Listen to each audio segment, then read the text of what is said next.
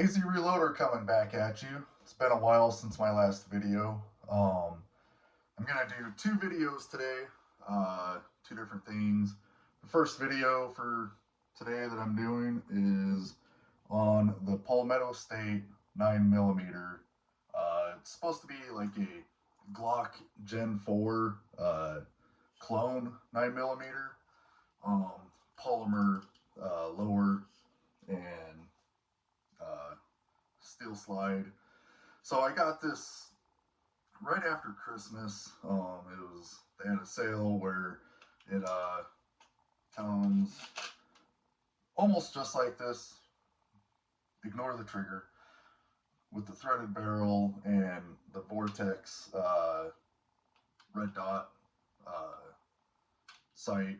Doesn't come with the flashlight. I already had the. This is a Streamlight TLR1HL light. I already had that. But I bought this because I wanted a lighter and smaller everyday carry gun.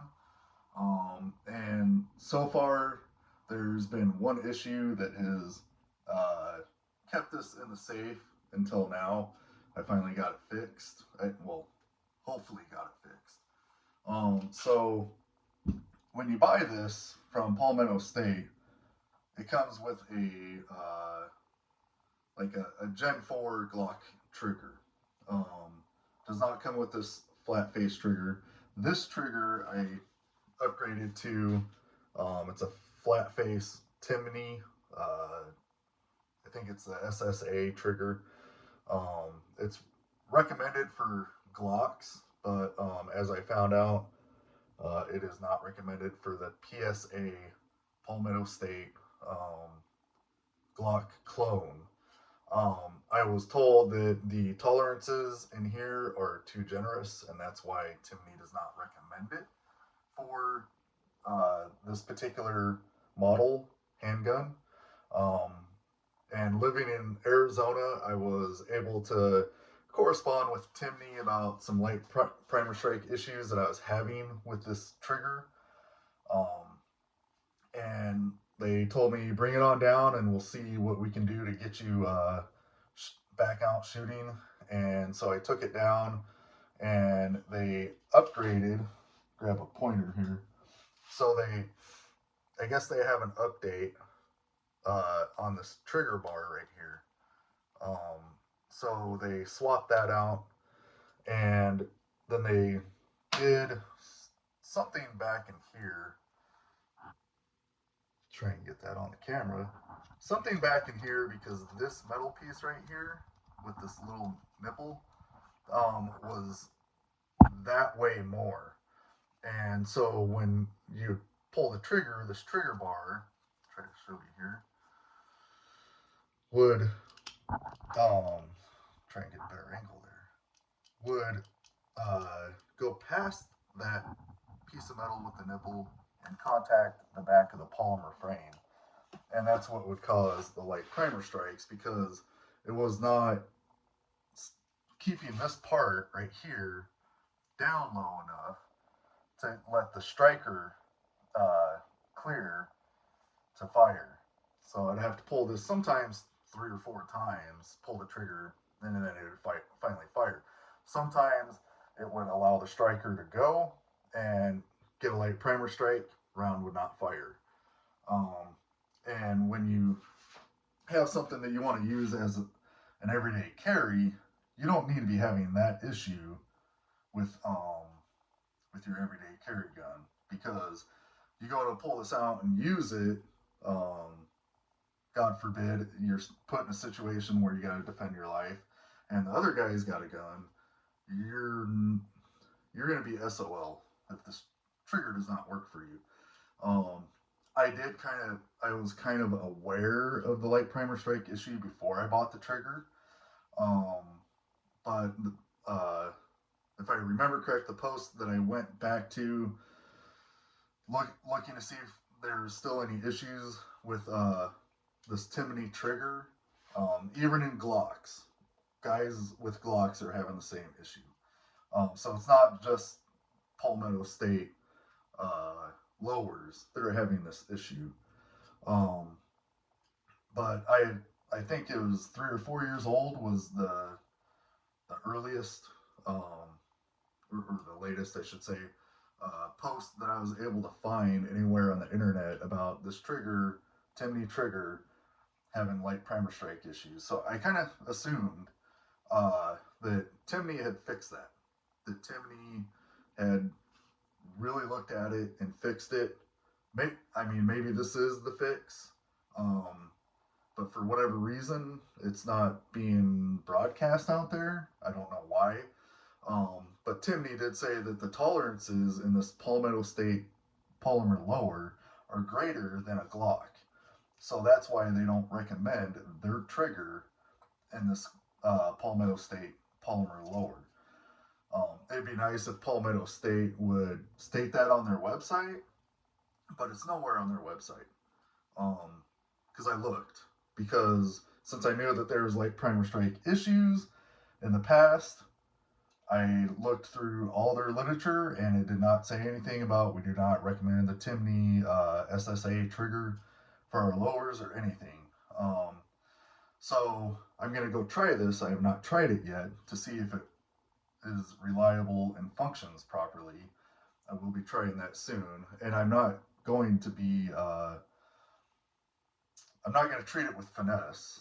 I'm going to just load it and shoot multiple mags and see how it does. Uh, is if I have one malfunction with it, I am taking the trigger out and I will attempt to send it back to Palmetto State. Um, I think Palmetto State won't take it back. I've not heard anything good about their customer service. It's all over the internet about how horrible their customer service is. I have not had to use it yet, but we will see. Um, I did on my next video, I did have an issue with another one of their items, and I did message them quite a few times. They never responded. So I'm going to kind of expect the same with this trigger when I attempt to return it if it is unreliable. Um, if it is unreliable, then I'm going to have to go with the stock trigger that came with it, which is kind of your typical like Gen Glock Gen 4 trigger. Um, hopefully, there's no issues with that. I haven't heard anybody say that there's any issues with that trigger that comes with this polymer lower. I just wanted a flat face trigger because I well, I've always wanted one for one, and I've noticed with my other handguns that have flat face triggers in them, I tend to be more accurate with follow up shots. Um, but to each their own. Whatever, might not affect too many people. Maybe I'm just being a little baby. I don't know, but we will see what's going on with that. Um, this was, I believe it was $500 on special, like right after Christmas, and it didn't come with this Streamlight light, or the trigger. The trigger I had to buy, and the Streamlight light I already had on another handgun that I use for home defense. I threw it on here because I'm actually going to buy a different light for my home defense firearm. Um, but this is the way it comes from Palmetto State. Comes with the threaded um, barrel, so you can do a compensator or a suppressor. And it comes with this Vortex red dot optic, which uh, it's kind of hard to get used to. I'm not used to using a optic on a handgun, so it's taken quite a bit of practice. And this will not be my everyday carry until I am used to this and I have a reliable trigger in there. It comes with these night sights, so they're sorry, not night sights. They're not night sights. They're suppressor height sights. I don't recall what brand they are. I don't think they're. I think the Trijicons have the white, I forget what that chemical is, that the white dots, and then the dot up here on the front post sight. But they came just like this, again, without the flashlight. And from T-Rex Arms, follow them on Rumble and YouTube. They're a great company doing great things, and they've got great products. I got a retention holster. I believe it's Kydex. Um, this is outside the waistband. It's pretty nice. You can adjust the tension, um, but it was in there like that. And as an add-on, I got the mag holder. Um, that is supposed to have adjustable retention, but I've got it about adjusted as light as it can go, and it's still pretty hard to pull the mag out. Which, whatever. I mean, maybe it's one of those things with enough use, it'll get easier. I'm not sure. We'll see. I'm not too worried about it. I mean, main thing is like if you're running, you don't want your extra mag to fall out on you. You definitely don't want the handgun to fall out, but it's pretty nice outside the waistband. It's supposed to be outside the waistband, conceal carry, so it hugs pretty tight to you. Ideal for fat guys like me. I am going to the gym to get in shape. I'm tired of being fat. I have been eating better for the past, I don't know, 6 months or so. So I pretty much completely changed my diet because I'm tired of being fat, and I didn't want to be in my 50s and 60s and have a lot of health problems because all the crap that I'm eating. So I have changed my diet almost completely. But so this is their iron side, and I believe their inside the waistband concealed carry is called the strong side. I will purchase that inside the waistband concealed carry one once I um, can comfortably lose enough weight to be able to have inside the waistband carry. But in the meantime, this will get me through. It'll get me used to having a retention holster because before I don't have it out, but I just had a fabric holster with a Velcro strap, um, or it was a button strap for my other handgun, but it kind of like wobbled everywhere. This is actually pretty nice when you get the belt through it.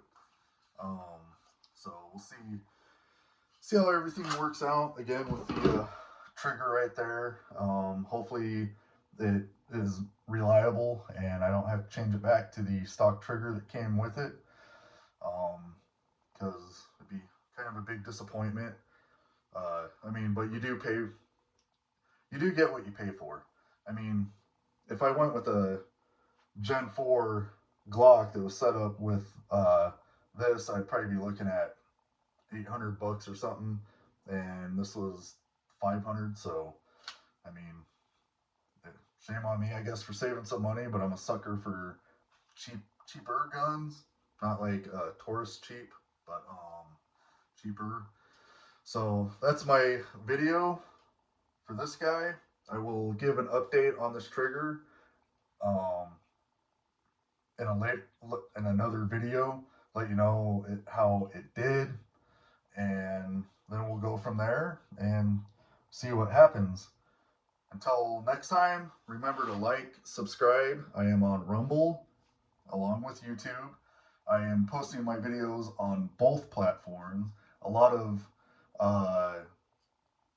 2A channels have gone to Rumble because of the latest policies that YouTube has come out saying that no one's allowed to show loading a mag into a firearm. Doesn't matter if it's a handgun or what.